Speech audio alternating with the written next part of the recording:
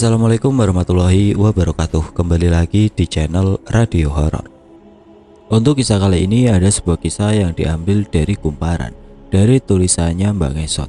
Dan untuk kisah yang akan saya bawakan kali ini yaitu sebuah kisah yang berjudul Pocong Tetangga. Sebelum kita masuk ke ceritanya, tekan dulu tombol like video ini dan jangan lupa tekan juga tombol subscribe channel ini dan nyalakan juga lonceng notifikasinya agar tidak ketinggalan cerita baru dari channel ini. Dan bagi teman-teman yang ingin membaca langsung ceritanya, nanti silakan saja kunjungi linknya yang nanti akan saya sertakan di kolom deskripsi. Dan jangan lupa di follow juga akun penulis. Dan seperti apa untuk kisah kali ini? Langsung saja kita simak berikut ini.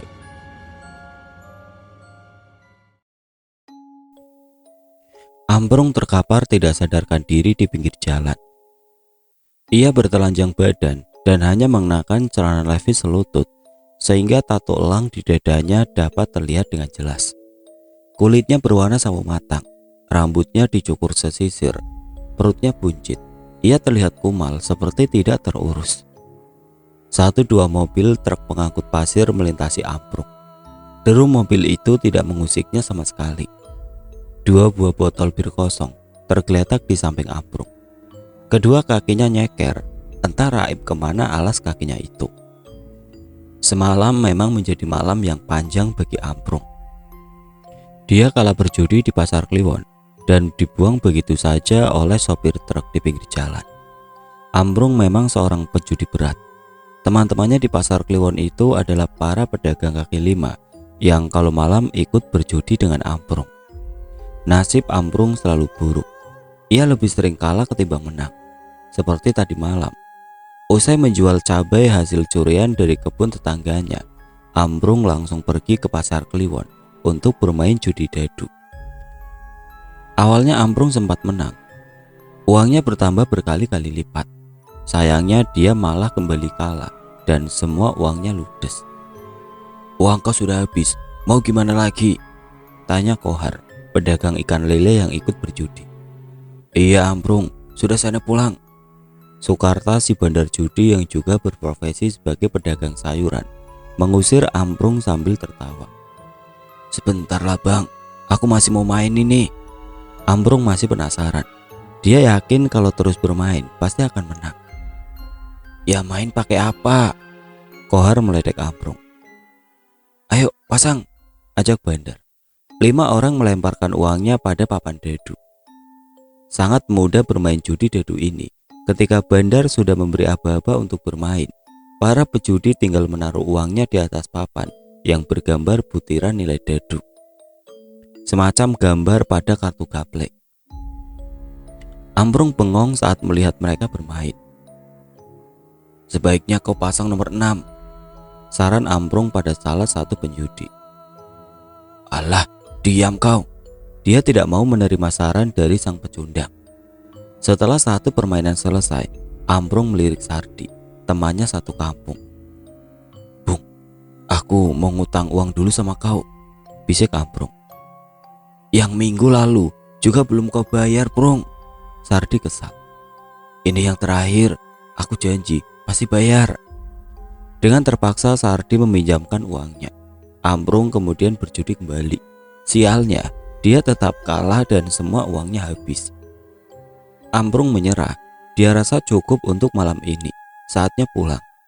Tapi teman-temannya Ambrung tidak membiarkannya pulang. Mereka malah mengajaknya minum bir gratis. Bir murahan itu mereka beli di pinggir jalan. Ambrung mabuk berat. Salah satu temannya sengaja menjahili Ambrung. Ia ditelanjangi dan dinaikkan ke atas truk pengangkut beras. Lalu paginya sang sopir truk membuang Ambrung di pinggir jalan. Dari kejauhan seorang sopir truk menyadari kalau ada yang sedang tertidur di pinggir jalan. Sopir itu membunyikan klakson saat melintas di depan Ambrung. Seketika saja kepala Ambrung bergerak. Ia akhirnya sadarkan diri. Ambrung mencoba untuk bangkit. Dari kejauhan ia mendengar sayup-sayup suara dari speaker masjid. "Innalillahi wa inna ilaihi rajiun. Telah berpulang ke rahmatullah." Tiba-tiba sebuah mobil pick-up melintas. Suaranya mengganggu pendengaran Ambrung. Entah siapa yang meninggal. Ambrung juga tidak tahu sekarang dia sedang ada di mana.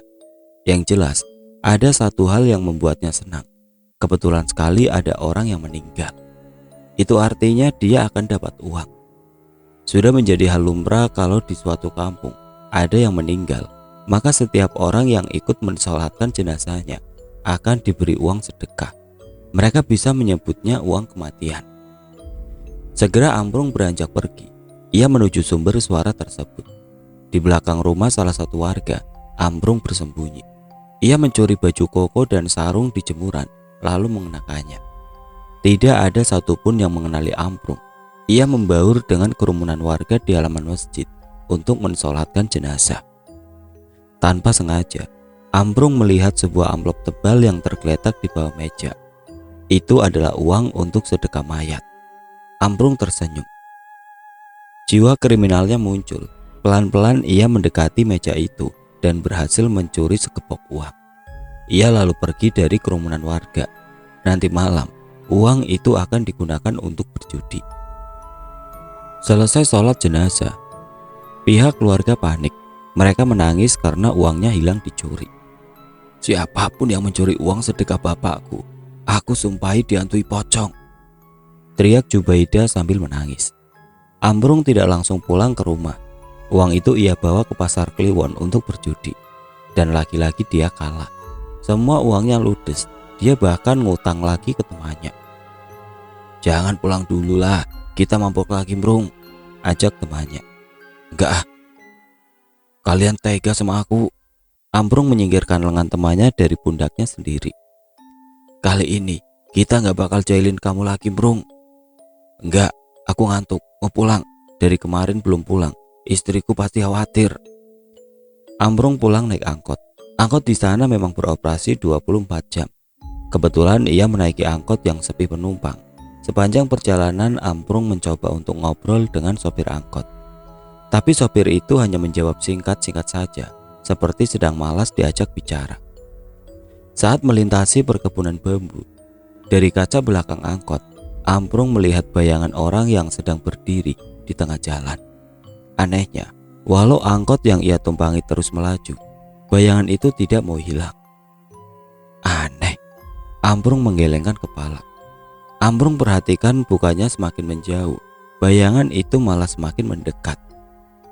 Pak, ada orang yang ngikutin kita, kata Ambrung pada sopir angkot. Mana uang saya? Bukannya menjawab, si sopir angkot malah minta uang. Uang? Ambrung menoleh ke arah kemudi. Ambrung berteriak.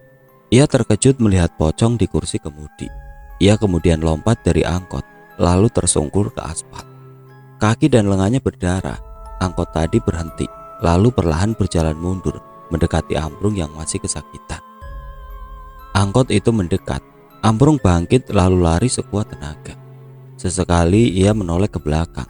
Angkot itu terus mengejarnya. Ada sebuah jalan kecil di sebelah kanan. Ambrung berbelok ke jalan tersebut agar angkot tidak bisa mengikutinya lagi. Setelah berusaha mencari jalan pulang dengan menyusuri perkampungan, Ambrung akhirnya berhasil sampai di rumah. Ia menggedor pintu dengan sangat keras. Nafasnya tersegal-segal. Sesekali ia menoleh ke belakang karena takut ada pocong yang mengikutinya. Tika, buka pintunya. Tidak lama kemudian pintu bersuara, pertanda ada seseorang yang membukanya. Kemana saja sih Pak? Tika masih mengucek matanya yang kantuk. Ia geram dengan kelakuan suaminya itu. Tanpa menjawab, Ambrung menerobos masuk. Tika heran dengan tingkah suaminya itu. Jangan-jangan ia dikejar-kejar warga lagi lantaran maling. Kamu kenapa Pak? Maling lagi? Tika menghampiri suaminya. Udah jangan banyak ngomong, tutup pintunya. Ambrung malah balik marah. Tika menggelengkan kepala sambil berdecak kesal.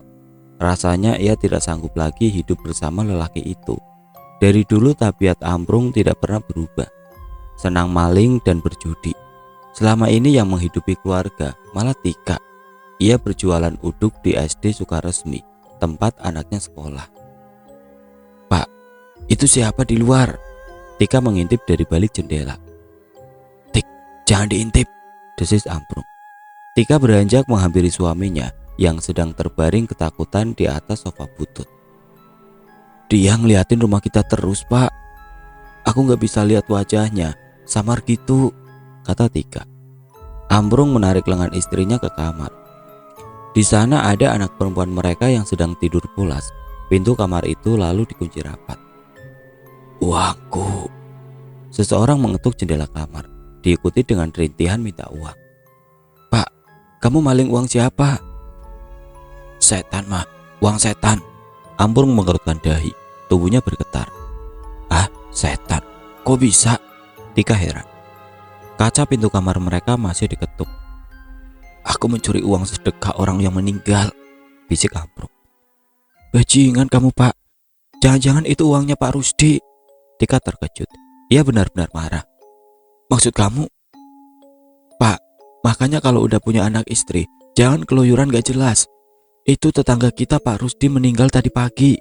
Jenazahnya dibawa ke kampung tempat kelahiran dia. Pas setelah disolatkan, uang sedekahnya hilang. Ada yang curi. Ternyata kamu Pak pencurinya. Shh, jangan berisik. Ambrung menutup mulut istrinya. Tika menyingkirkan tangan suaminya. Ia lalu mendekat ke jendela. Pocong itu masih di luar. Ia mengetuk kaca jendela kamar dengan cara membentur-benturkan kepala. Ampun Pak Rusdi, jangan ganggu kami. Tika mengeraskan suaranya. Uangku, kembalikan uangku, kata pocong itu dari luar. Pak, berapa uang yang kamu curi? Ambrung menggelengkan kepala. Aku tidak tahu, itu banyak sekali, sekepok, jawab Ambrung. Kamu pakai judi uangnya? Ambrung mengangguk. Refleks saja tangan Tika menampar wajah suaminya. Bodoh kamu Pak. Jendela semakin keras digedor. Ampun Pak Rusdi, saya janji besok akan kembalikan uangnya, kata Ambrung. Tika menoleh ke suaminya dengan ekspresi wajah kesal. Uang dari mana? Bisik Tika. Pokoknya aku akan usahakan, jawab Ambrung. Suara ketukan perlahan hilang. Tika membuka sedikit tirai jendela. Ternyata pocong itu sudah pergi. Keesokan paginya, saat Tika melintas di depan rumah tetangganya, ia melihat Jubaidah menangis di teras rumah. Suami dan kedua anaknya mencoba menenangkan Jubaidah. Wanita itu masih belum ikhlas. Uang sedekah bapaknya dicuri orang. Padahal itu uang tabungannya selama bertahun-tahun. Ibu kenapa? Tanya Amila. Ia menengadah ke Tika yang tiba-tiba mempercepat langkah. Enggak apa-apa nak. Ayo, nanti kamu terlambat masuk kelas. Tika menarik tangan anaknya, memintanya untuk mempercepat langkah. Amila menoleh ke arah pohon jambu. Bu, ada yang liatin kita, katanya sambil menunjuk. Tika memperhatikan pohon jambu di pinggir jalan, tapi tidak ada siapa-siapa di sana. Udah, ayo cepat pergi. Tika tahu itu pasti pocong semalam yang masih mengikutinya. Pagi sekali Ambrung sudah ada di pasar Kliwon. Pengunjung pasar sudah ramai. Para pedagang sibuk melayani pembeli, termasuk Sardi yang merupakan penjual ayam potong. Di tengah kesibukannya, Ambrung datang menghampiri Sardi. Tolong aku Di. Apalagi Brung? Tanya Sardi sambil sibuk memotong ayam. Aku dikejar-kejar pocong. Sardi malah tertawa mendengarnya. Pocong? Zaman sekarang mana ada pocong Brung? Kau mengada-ngada saja. Ini serius. Semalam aku didatangi pocong. Ini semua salahku Di. Salah apa kau? Sardi sambil sibuk mengkilo ayam potong dan membungkusnya. Aku mencuri uang sedekah jenazah, bisiknya pelan di telinga Sardi. Ah, sudah gila kau? Sardi menebaskan goloknya di atas tatakan kayu, lalu menoleh ke Ambrung. Jenazah siapa? Lanjut Sardi. Tetanggaku Di. Sardi menggelengkan kepala. Ia mencabut kembali goloknya. Kau harus mengembalikannya Brung. Uangnya banyak sekali dan aku tidak sanggup mengembalikannya Di. Kau tahu tidak tempat dukun sakti di dekat sini?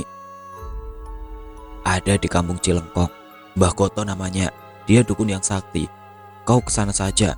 Siapa tahu dia bisa bantu. Ambrung mengangguk. Sardi dengan baik hati mau membantu Ambrung. Ia memberikan uang 200.000 untuk Ambrung agar bisa membayar dukun itu. Pagi itu juga Ambrung pergi ke kampung Cilengkong dengan naik ojek. Jalan menuju kampung itu rusak, berkerikil. Ada banyak lubang di tengah jalan yang digenangi air hujan. Setelah sekitar 20 menit perjalanan, akhirnya Amprung tiba di kampung Cilengkong. Rumah Mbah Goto terbilang bagus, catnya berwarna putih, pagar rumahnya dicat warna hijau. Di depan pagar itu ada spanduk bertuliskan, tabib pengobatan alternatif. Selain dukun, ternyata Mbah Goto juga seorang tabib yang bisa mengobati penyakit kiriman alias santet. "Ini benar rumahnya Mbah Goto?" tanya Amprung pada tukang ojek.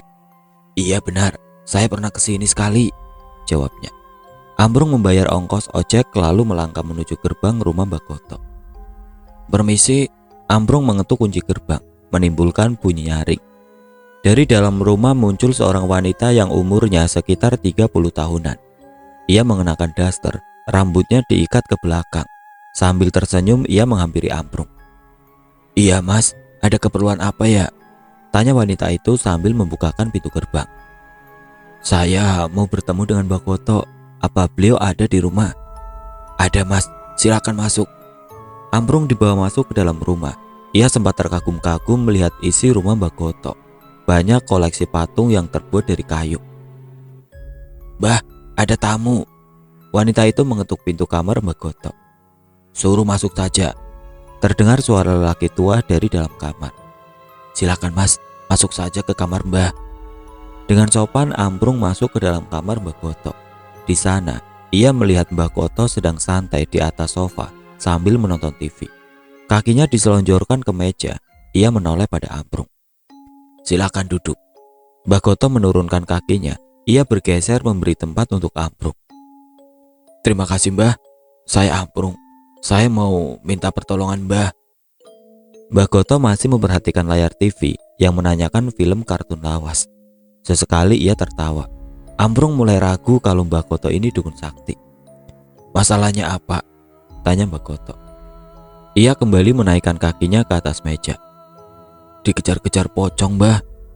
Mbah Goto malah tertawa terbahak-bahak. Ia sekarang menoleh ke arah Amprung. Tanpa diminta, Amprung menceritakan apa yang sudah ia perbuat sehingga pocong itu mengejarnya. Mbah Goto mengangguk-angguk tapi dia malah fokus kembali ke TV. "Pocong itu minta uangnya kembali, tapi kau tidak mampu." "Iya Mbah, tolong bantu saya biar pocong itu pergi." Mbah Goto mematikan TV.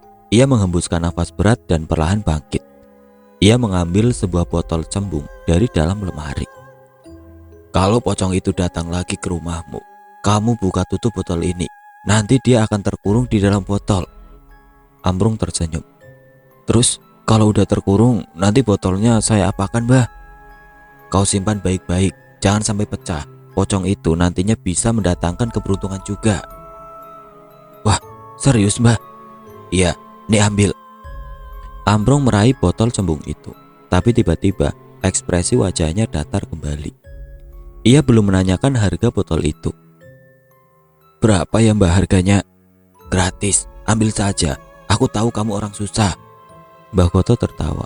Ia menyalakan TV lagi dan lanjut menonton kartun. Amprung berkali-kali mengucapkan terima kasih, kemudian pamit dari hadapan Mbah Goto. Malamnya, saat anak Amprung sudah tertidur, ia dan istrinya bersiap di jendela rumah. Mereka mengintip dari balik jendela, mencari keberadaan pocong.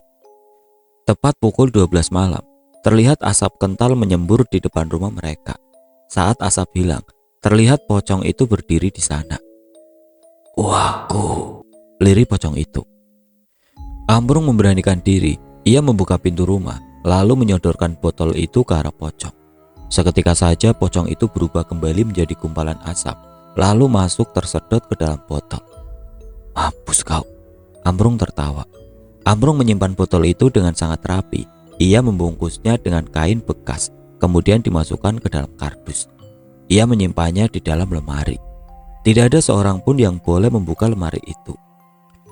Zahra, anak perempuan Amprung, pun berkali-kali diingatkan oleh ibunya agar tidak membuka lemari tersebut.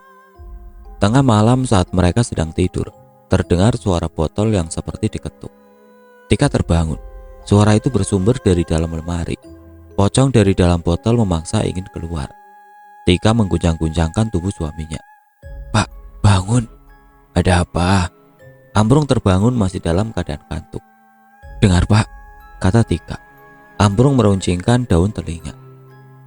Pocong. Iya pak. Ambrung segera turun dari tempat tidur. Ia lalu membuka lemari dan memeriksa keadaan botol. Di dalam botol tersebut menggumpal asap putih yang melayang tapi tenang. Botolnya bergetar sambil terus mengeluarkan suara ketukan. Pak, bagaimana kalau nanti botol ini pecah? Kamu jangan khawatir, botol ini sakti dan tidak akan bisa ditembus pocong sialan itu. Tika, lihat ini. Ambrung menunjukkan botol itu kepada istrinya. Aneh sekali, dari dalam botol itu muncul 4 digit angka yang entah apa maksudnya. 3785. Ambrung buru-buru mencatatnya. Itu nomor apa pak? Nggak tahu, dicatat saja dulu, siapa tahu bisa jadi jimat. Suara ketukan dari dalam botol sudah hilang. Ambrung meletakkan kembali botol ke tempat semula dengan sangat hati-hati. Besokannya, di pasar Kliwon, Ambrung membantu Sardi berjualan. Kalau memang lagi rajin, Ambrung bekerja jadi apapun di pasar itu. Kadang menjadi tukang pikul, kadang bantu lapak orang. Tapi ia lebih sering hanya tiduran saja di pojok pasar sambil menunggu mangsa untuk dicopet. Sardi, muncul seorang lelaki dari arah barat yang mengenakan topi koboi. Ia membawa buku dan pulpen. Woi, Arman. Sardi menoleh ke arah lelaki itu sambil tersenyum. Biasa, mau pasang togel gak? Arman membuka buku yang dibawanya. Di dalam buku itu banyak sekali digit nomor togel untuk dipilih. Boleh deh, aku pasang 2 digit saja. Di sela kesibukannya, ia mengeluarkan uang Rp2.000. Mau nomor berapa? Tanya Arman. 47, ujar Sardi. Ia kembali meraih goloknya dan memotong daging ayam. Kau Ambrung, pasang togel lah. Sardi memukul buku togel ke kepala Ambrung. Nggak punya duit bang, timpalnya tanpa melihat ke arah Sardi. Duit yang kukasih kemarin sudah habis, tanya Sardi. Tiba-tiba wajah Ambrung cerah. Ia ingat kalau si dukun menolak uang itu. Buru-buru Ambrung merogoh celananya. Ini masih ada. Berapa itu? Aku pasang 1.000 perak aja lah bang. Uangnya buat judi nanti malam. Berapa digit? Ambrung terdiam. Dia ingat 4 digit nomor yang tertera di dalam botol. 4 bang, 4 digit. Nomornya? Arman bersiap mencatat. 3785. Mantap Rung, semoga beruntung kau. Arman beranjak pergi. Ia akan berkeliling pasar untuk menawarkan judi togel. Beberapa hari kemudian nomor togel 4 digit keluar. Ambrung terkejut karena taruhannya benar. Nomor yang keluar dari togel yaitu 3785. Ambrung mendapatkan hadiah sebesar 2 juta rupiah. Ia menyesal karena tidak bertaruh lebih banyak. Aku menang togel Tik, nomornya dari botol semalam. Wah, serius pak? Iya Tik. Nanti malam kita lihat lagi botolnya. Siapa tahu muncul nomor togel lagi. Namun sampai 3 hari berikutnya, botol itu tidak mengeluarkan nomor togel. Hanya ada suara ketukan dari dalam botol. Pocong itu mendesak ingin dikeluarkan. Pocong sialan, bikin berisik aja. Ambrung melempar gantungan baju ke arah lemari. Suara itu sangat mengganggu sehingga keluarga Ambrung susah tidur. Pak, coba pindahkan botolnya ke dapur, saran Tika. Ambrung menuruti saran istrinya. Ia membawa botol itu ke dapur lalu diletakkan di atas meja makan. Akhirnya keluarga Ambrung bisa memejamkan mata. Kini suara itu hanya terdengar pelan dan sayup. Namun sebelum Ambrung terlelap, tiba-tiba terdengar suara gaduh di dapur. Mereka mendengar suara seperti kaca yang pecah. Sesaat kemudian diikuti suara kucing mengeong. Pak, botolnya. Tika panik dan membangunkan suaminya. Mereka berdua berlari ke dapur. Hanya gelas yang jatuh. Ambrung mengelus dadanya. Botol itu ternyata masih aman. Ia mengambil botol tersebut lalu menaruhnya kembali ke dalam lemari. Malam itu mereka tidur dengan ditemani suara dari dalam botol yang sangat mengganggu. Besok pagi, Ambrung akan mendatangi kembali Mbak Koto. Siapa tahu dia bisa mengatasi masalah ini. Kalau bisa, rasanya Ambrung ingin memberikan saja botol itu pada Mbak Koto. Dia sudah tidak sanggup menyimpannya lagi. Keesokan harinya, Ambrung mendatangi rumah Mbak Koto. Seperti biasa, dukun itu sedang santai di atas sofanya. Mbah Goto ini tidak terlihat seperti dukun pada umumnya, lebih seperti orang biasa yang hobi menonton TV. Kau simpan saja di rumah. Kau tahu, pocong dalam botol itu bisa buat kamu kaya, kata Mbah Goto. Bagaimana caranya, Mbah? Kamu coba buka warteg, letakkan botol itu di dapur. Dagangan kamu pasti laris. Gak ada modalnya, Mbah. Mbah Goto menggelengkan kepala. Ia bangkit dari duduknya, lalu mengambil sebuah kardus dari dalam lemari. Di dalam kardus itu terdapat tumpukan uang 100 ribuan. Entah berapa jumlahnya. Ia menghitung beberapa lembar uang lalu menyerahkannya pada Amprung. Ini 3 juta. Kau buka warteg di Pasar Kliwon. Serius, Mbah? Iya, ambil saja. Aku senang kalau bisa bantu orang. Hati-hati, jangan sampai botolnya pecah. Kau jaga baik-baik. Terima kasih, Mbah. Amprung berkali-kali mencium tangan Mbah Goto. Tanpa banyak pikir lagi, Amprung menyewa sebuah kios di Pasar Kliwon. Kios itu ia dapatkan dari teman berjudi. Harganya sudah dinego habis-habisan, sehingga bisa dibayar per bulan dan cukup murah. Biaya sewanya hanya 500 ribu per bulan. Tika akhirnya beralih profesi menjadi penjaga warteg. Hari pertama buka, ia tidak masak terlalu banyak karena takut tidak habis. Nyatanya baru 3 jam buka, dagangan Tika sudah ludes. Wartegnya ramai pengunjung. Botol itu benar-benar mendatangkan keberuntungan. Masak lagi, Tik, pinta Amprung. Iya, Pak, mumpung lagi ramai pembeli. Kita bakal jadi orang kaya. Wajah Amprung sumringah. Sebenarnya ada yang aneh dari masakan Tika. Menurut salah satu pelanggan, kalau mereka makan di warteg itu, rasanya sangat enak dan nikmat. Tapi kalau makanannya dibungkus dan dibawa ke rumah, rasanya jadi hambar, kurang enak. Walaupun begitu, pelanggan warteg Amprung semakin lama semakin banyak. Dari bulan ke bulan, usaha wartegnya semakin maju. Ia meraup keberuntungan yang besar, sehingga bisa membayar karyawan. Tidak ada orang yang tahu kalau di dapur warteg itu ada botol pocong yang menjadi alat pesugihan mereka. Setiap malam, botol itu masih bersuara, namun tidak ada orang yang menyadarinya. Pak, sebaiknya kita kembalikan saja uang yang pernah kamu curi. Jangan, Tika. Kau ini bodoh, nanti pocongnya malah pergi. Dagangan kita gimana? Tika tertunduk. Amprung mengelus bahu istrinya. Kau jangan khawatir, selama pocong itu dikurung, kita pasti baik-baik saja. Dan yang terpenting, Amprung mendekatkan mulutnya ke telinga Tika. Dagangan kita laris, bisiknya. Suatu hari ada kegaduhan di wartegnya Amprung. Seorang anak laki-laki indigo mengamuk saat ayahnya hendak mampir di wartegnya Amprung. Ia tidak mau masuk ke dalam warteg itu lantaran melihat banyak sekali makhluk gaib di dalamnya. Ayah mau makan dulu sebentar, Nak. Gak mau, Ayah, jangan makan di situ. Ia menunjuk ke dalam warteg Amprung. Dari perawakannya dapat dilihat kalau anak itu baru berumur 6 tahun. Gak apa-apa, sebentar doang kok. Habis ini kita pulang. Ayahnya menarik lengan anak itu. Enggak ya, lihat itu, banyak setannya. Itu di piring juga banyak cacing. Akhirnya ayahnya menuruti kemauan anak itu. Ia tidak jadi makan di wartegnya Amprung. Para pelanggan pun kehilangan nafsu makannya, buru-buru membayar dan pergi tanpa menghabiskan makanan. Tidak seperti biasanya, Pasar Kliwon sepi tengah malam begini. Tidak ada kegaduhan orang yang sedang berjudi. Kios-kios sayuran yang biasanya buka 24 jam juga tutup. Mungkin mereka mau berlibur untuk beberapa hari. Di tengah pasar yang sepi, seorang gelandangan sibuk mengorek tumpukan sampah. Mamat, si pemulung yang umurnya masih muda, itu dari pagi belum makan.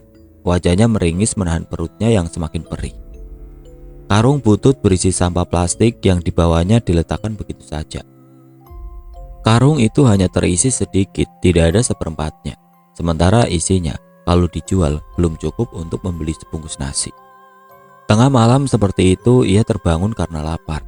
Terpaksa ia mencari sisa makanan di tong-tong sampah sepanjang Pasar Kliwon. Sialnya, Mamat tidak menemukan apapun yang bisa dimakan.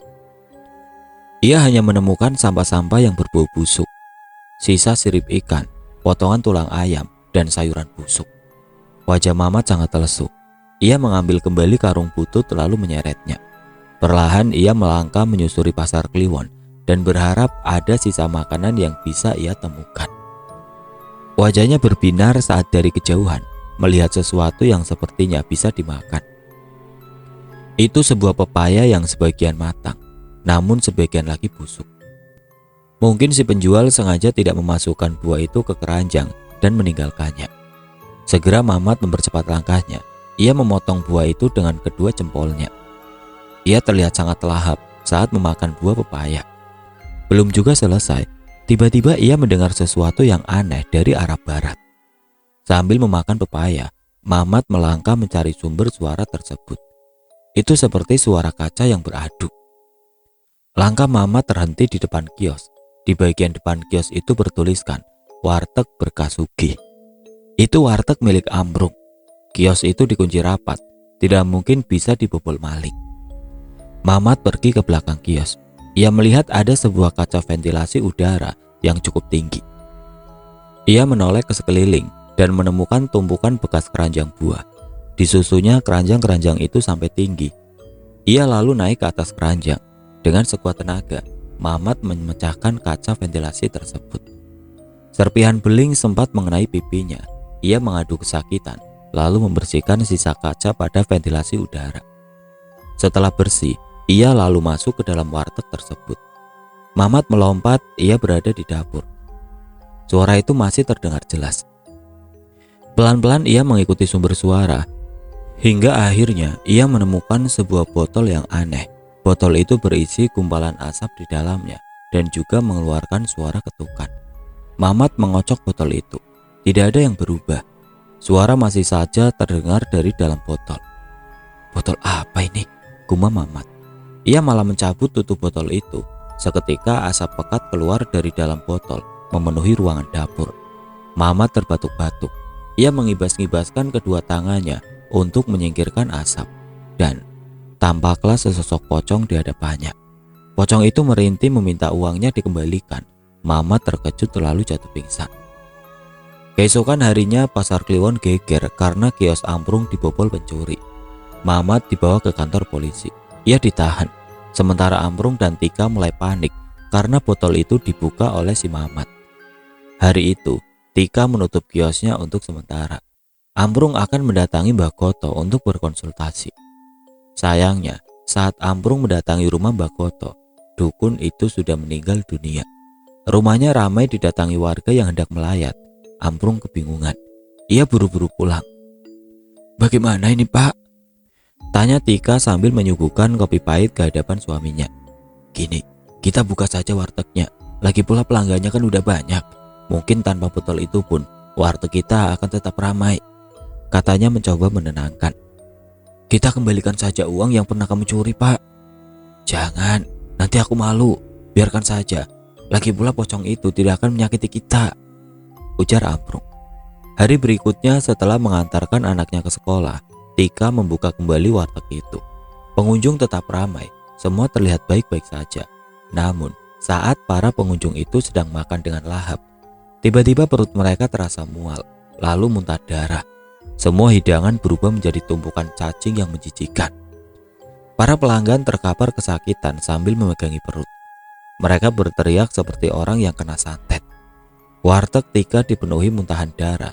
Satu pasar heboh. Orang-orang berkerumun ingin melihat kejadian aneh itu. Bangsat, kau pakai pesugihan ya?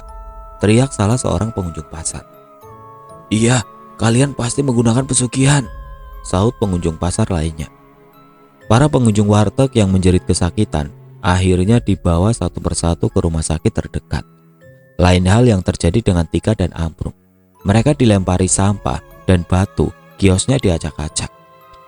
Uangnya dirampas lalu dibakar di depan mereka berdua. Ampuni kami, sungguh kami tidak menggunakan pesugihan. Ambrung memeluk istrinya, melindunginya dari amukan warga. Alah, bohong kau. Sebuah kayu menghantam kepala Ambrung. Ia terkapar dengan darah bercucuran. Pak, Tika menjerit sambil merangkul suaminya. Sebelum warga sempat membunuh mereka berdua, polisi datang berhamburan ke pasar Kliwon. Salah satu pimpinan polisi menembakkan senjata api ke udara untuk membubarkan kerumunan. Untung saja Ambrung dan Tika masih bisa diselamatkan. Dan yang terjadi selanjutnya sangat menyedihkan. Warteg mereka ditutup paksa, lalu dilabeli warteg pesugihan. Itu sangat memalukan. Akibat hantaman benda tumpul, Ambrung tidak sadarkan diri selama 2 hari. Ia dirawat di rumah sakit yang sama dengan para pelanggan wartegnya. Suatu malam di rumah sakit, saat Tika dan anaknya tertidur pulas di samping ranjang Ambrung, tirai jendela bergerak tertiup angin. Muncul bayangan pocong di luar sana yang siap menagih uangnya kembali.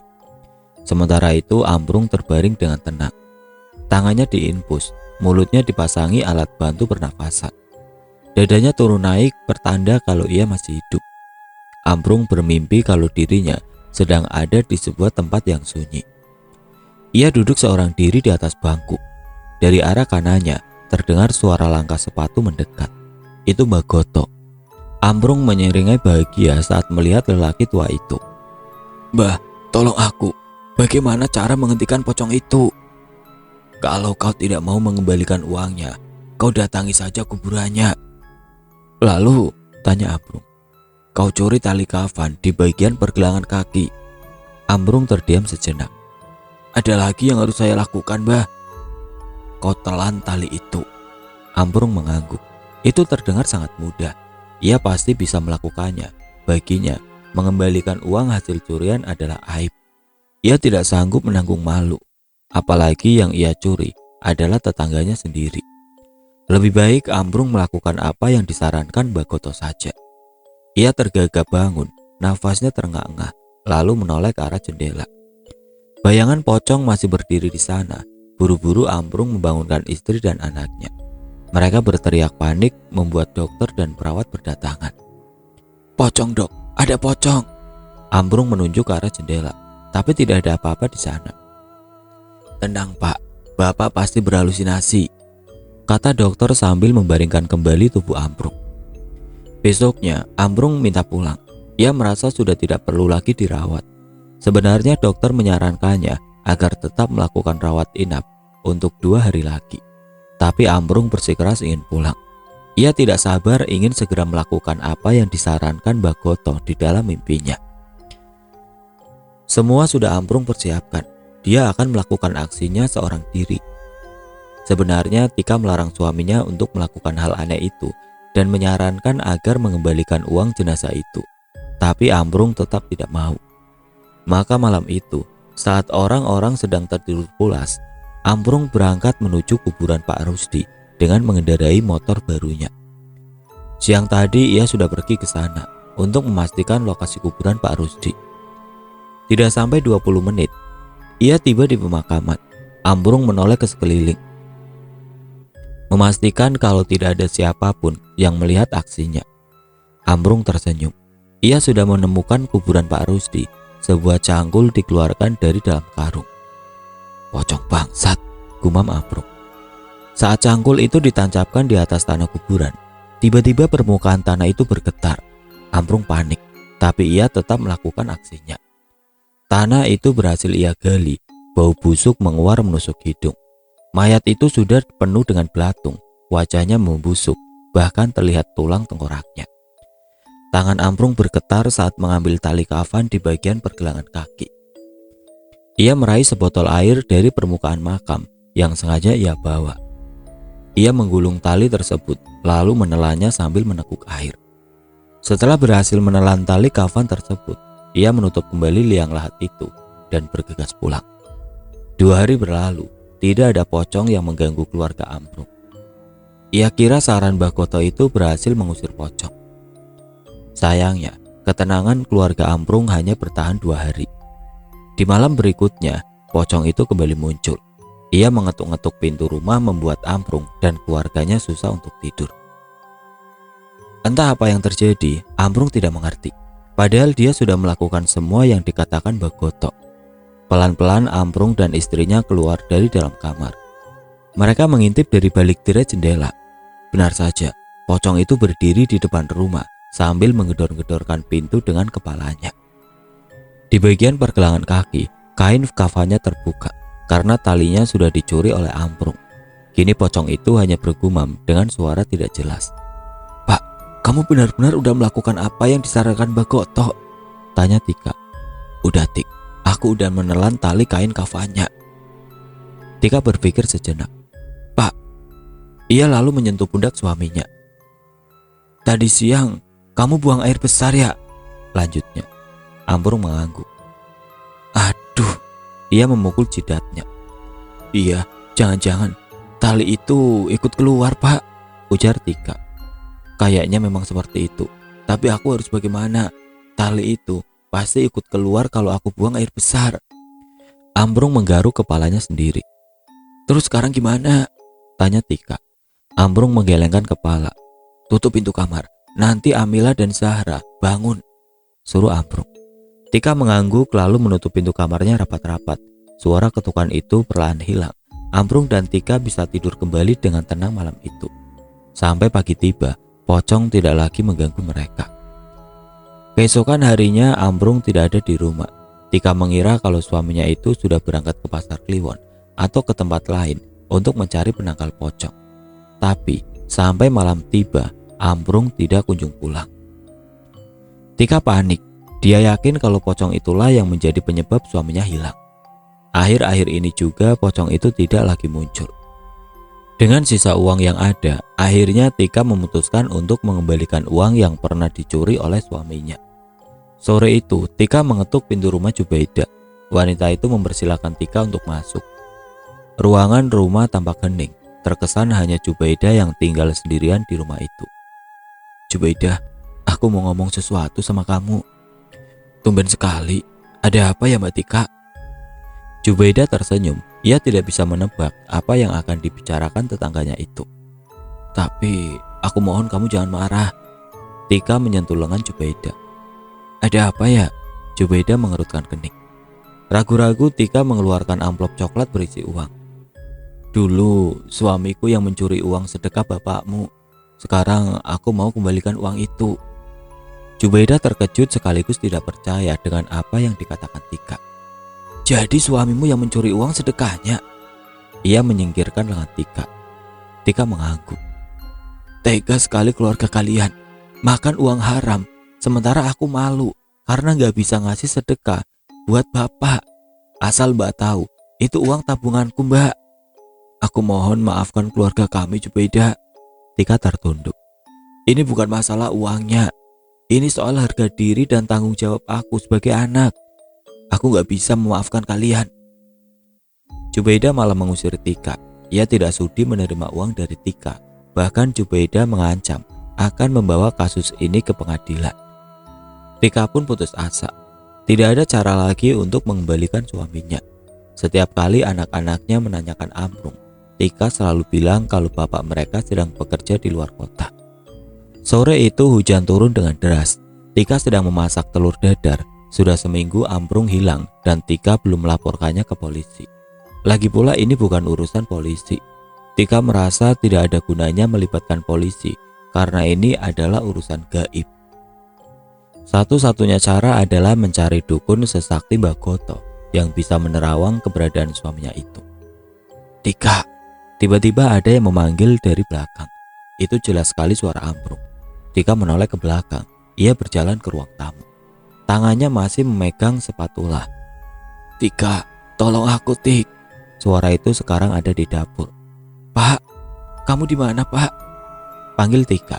Ia panik mencari ke seluruh ruangan rumah. Suara itu hilang. Tika menangis. Ia sudah mendatangi beberapa dukun, tapi mereka semua menyarankan untuk mengembalikan uang yang Ambrung curi. Tika bingung lantaran Jubaidah tidak mau menerima uang itu. Saat Tika bangun dari duduknya, tiba-tiba saja seperti ada yang menendang dadanya. Ia terpental beberapa langkah ke belakang dan tidak sadarkan diri.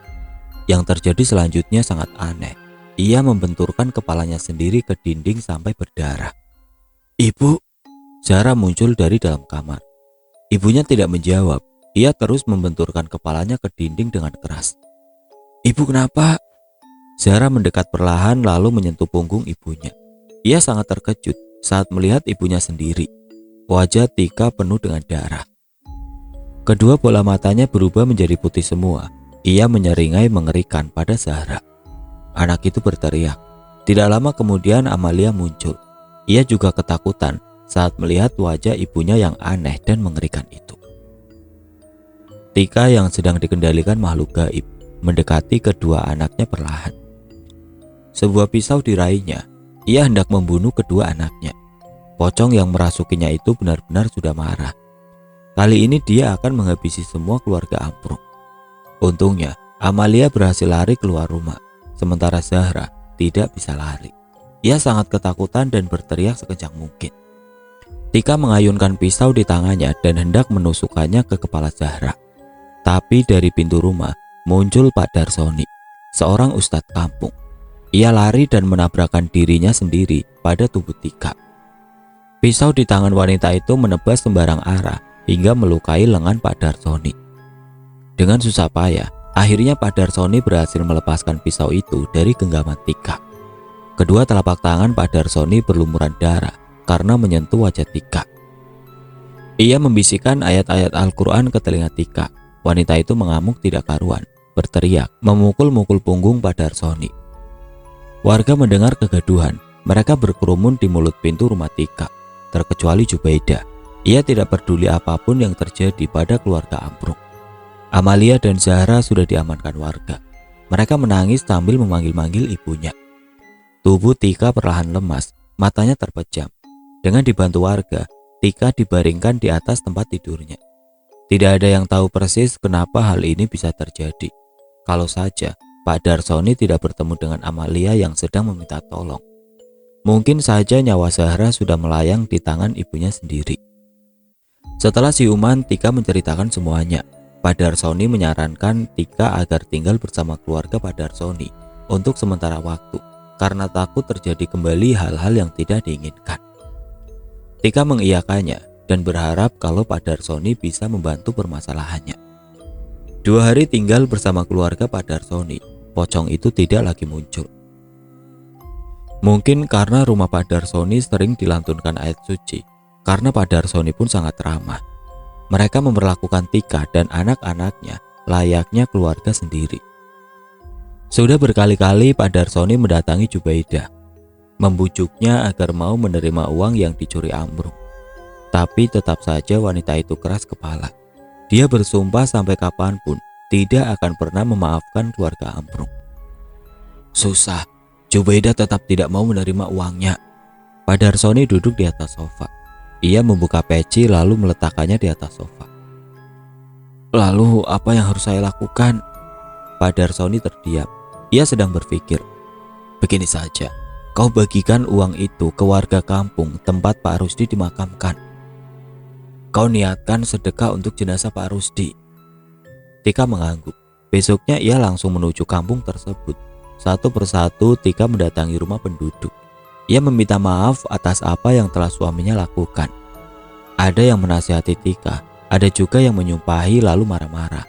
Tapi Tika tetap membagikan amplop berisi uang sedekah. Setelah selesai, ia mendatangi kuburan Pak Rusdi untuk meminta maaf sambil menangis. Tolong kembalikan suamiku, desis Tika. Gundukan kuburan itu bergetar, seperti ada yang mengguncangkannya. Tika mundur beberapa langkah, ia ketakutan. Dari sela-sela tanah kuburan, perlahan muncul asap kental diiringi dengan suara rintihan. Kembalikan tali kafanku. Tika hampir lupa kalau tali kain kafan itu juga sempat dicuri oleh Amprung. Baik, aku akan cari tali itu, kata Tika. Segera Tika lari, yang ada di benaknya hanya satu. Pasti tali itu masuk ke dalam lubang septic tank. Mau tidak mau, septic tank rumahnya harus dibongkar. Sesampainya di kampung, dia langsung mendatangi tukang bangunan dan memintanya untuk membongkar septic tank rumahnya. Tika tahu, tidak mudah menemukan tali itu, tapi mau bagaimanapun, ia harus tetap mencobanya. Maaf Mbak, kalau harus masuk ke septic tank, saya tidak sanggup. Tika diam sejenak. Tidak apa, biar aku saja yang masuk. Aku hanya minta tolong bongkar septic tanknya.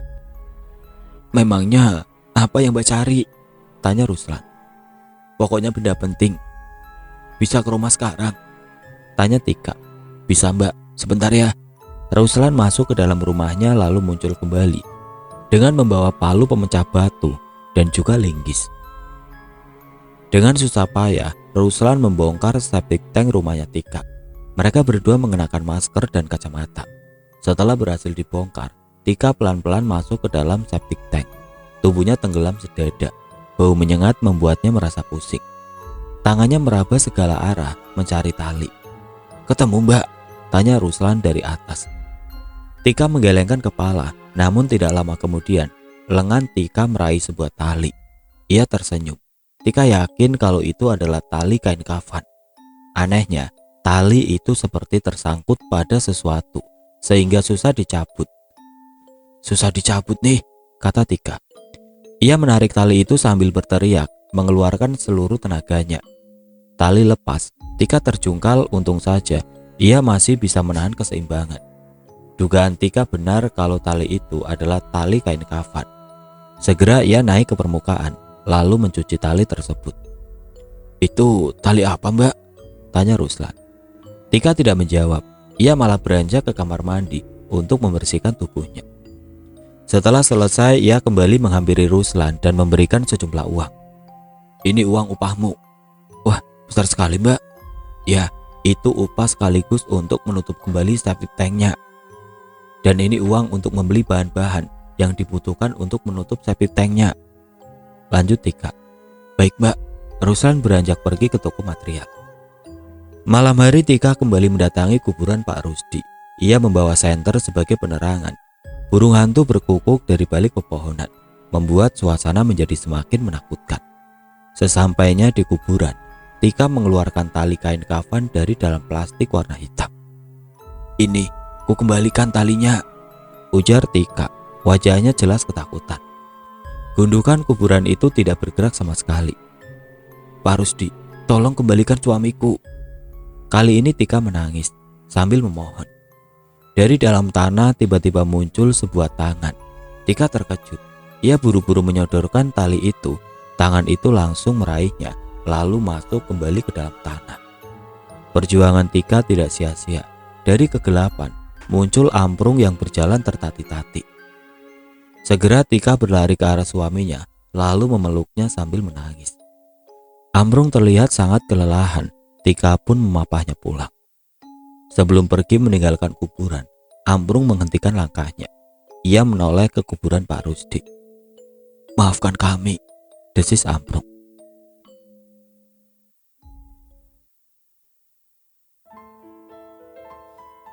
Oke teman-teman, sekian untuk cerita kali ini. Semoga apa yang sudah saya sampaikan dalam kisah ini dapat dijadikan pelajaran untuk kita semua. Dan bagi teman-teman yang baru bergabung, jangan lupa untuk like, komen, share, serta subscribe channel ini. Dan nantikan kisah-kisah horor berikutnya tetap di channel Radio Horor. Wassalamualaikum warahmatullahi wabarakatuh.